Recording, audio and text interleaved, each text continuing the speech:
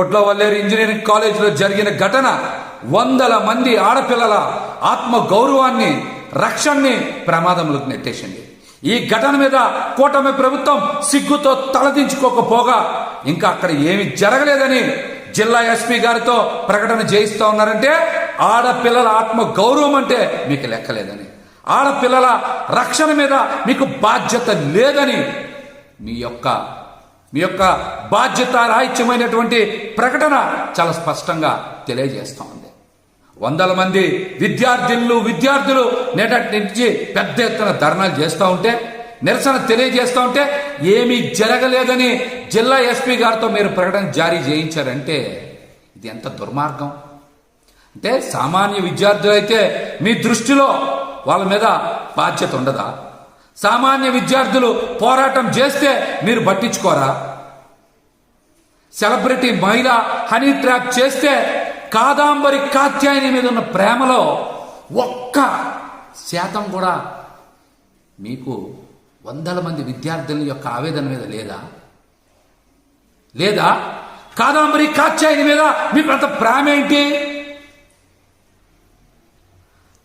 సామాన్య విద్యార్థుల మీద మీకు కనీసం బాధ్యత ఉండదా?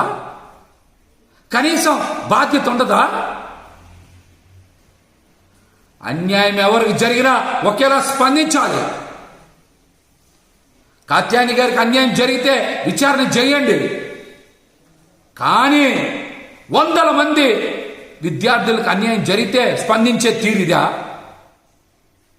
మంత్రి నారా లోకేష్ గారికి ట్విట్టర్ వేదికగా వారి ఆవేదనని నిన్న రాత్రి తెలియజేస్తే ఈ రోజు ఉదయం వరకు స్పందించడానికి, వారికి న్యాయం చేయడానికి నారా లోకేష్ గారికి తీరిక లేదా? విచారణ జరిపిస్తామంటున్నారు. అక్కడ వందల వీడియోలు ఇబ్బంది పడేలాగా తీశారని, అవి ఎక్కడికి బహిర్గతం కాకూడదని విద్యార్థులు పెద్ద ఎత్తున వాపోతుంటే విచారణ చేస్తామంటున్నారేంటి? ఇది మీకు అంత అర్జెంట్ అనిపిస్తలేదా? ఈ ఘటన మీకు అంత ప్రాముఖ్యం అనిపించట్లేదా?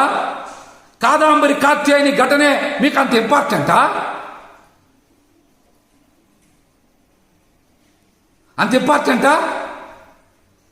వందల మంది విద్యార్థులు జీవితంతో చెలగాటం జరుగుతూ ఉంటే స్పందించే తీరు ఇదా? శ్రావణ శుక్రవారం నాడు వందల మంది విద్యార్థుల ఆత్మ గౌరవం తింటా ఉంటే ప్రభుత్వం ఈ రకంగా స్పందించేది? ఈ ఘటనకి నైతిక బాధ్యత వహించి ఇంతవరకు సరైన రీతిలో స్పందించకుండా, విద్యార్థుల భద్రతని పట్టించుకోకుండా అలసత్వం ప్రదర్శించినటువంటి హోంశాఖ మంత్రి అనిత గారు ఈ ఘటనకు బాధ్యత వహిస్తూ తక్షణమే రాజీనామా చేయాలి. ఎవరైనా సరే.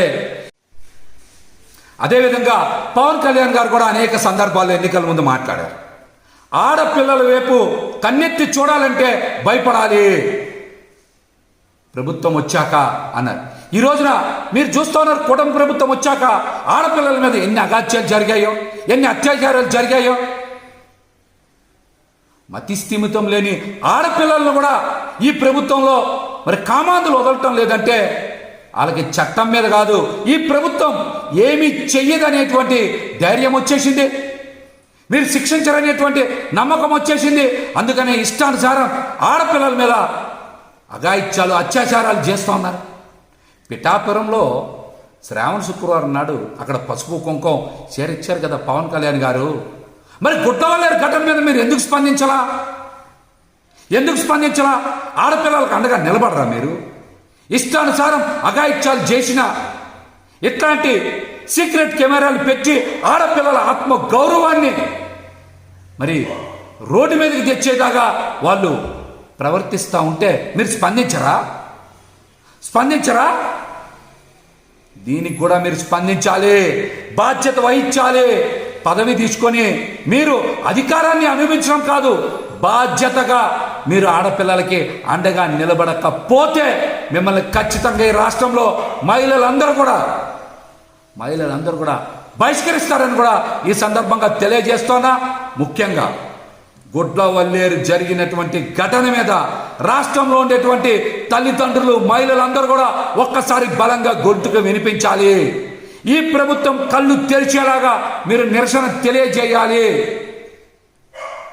లేకపోతే ఈ ప్రభుత్వంలో మహిళల మీద, విద్యార్థుల మీద, అదేవిధంగా యువతల మీద అఘాయిత్యాలు పెరిగిపోతాయని కూడా ఈ సందర్భంగా తెలియజేస్తూ ఉన్నా.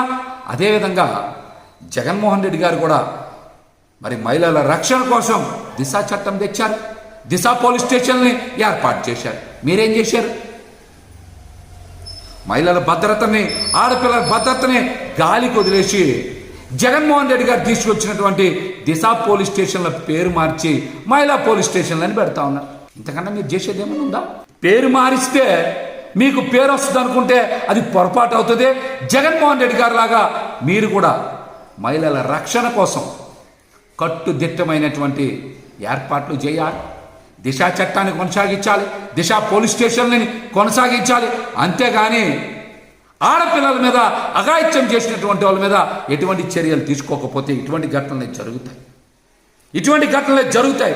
కూటమి ప్రభుత్వం వచ్చాక ఇష్టానుసారం మహిళల మీద రెచ్చిపోతా ఉన్నారు, అఘాయిత్యాలు చేస్తూ ఉన్నారంటే ఈ ప్రభుత్వం యొక్క అలసత్వాన్ని రాష్ట్ర వ్యాప్తంగా ఉన్నటువంటి మహిళలు, తల్లిదండ్రులు అందరూ కూడా అర్థం చేసుకోవాలని కూడా ఈ సందర్భంగా నేనైతే విజ్ఞప్తి చేస్తాను.